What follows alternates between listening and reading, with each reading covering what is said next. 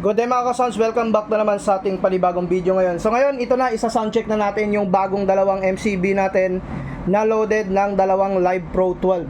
So yung gagamitin ko dito na mixer, syempre yung pinaka magandang mixer natin sa ngayon, yung Mecman GF8 Pro. Ayan. Check nyo lang, hindi ko alam mga boss, sa mga nagtatanong pala nito, hindi ko lang alam kung merong stock. Pero paki-check nyo lang sa online, baka meron na.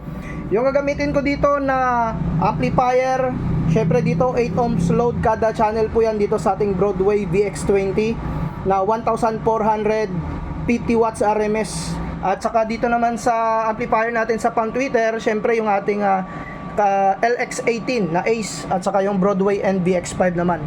So bali gagamit lamang ako dito ng Broadway din na crossover, yung AC23Q at saka yung equalizer po dito na 215.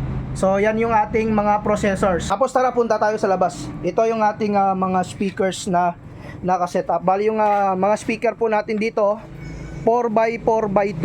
So it means dalawang apat na tweeter, apat na mid at saka yung ating pangbaho dito, yung dalawang Live Pro.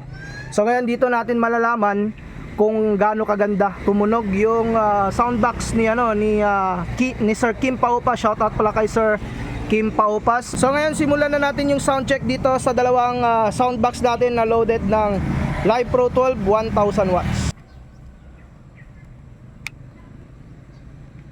Prepare for launch in 3, 2, 1.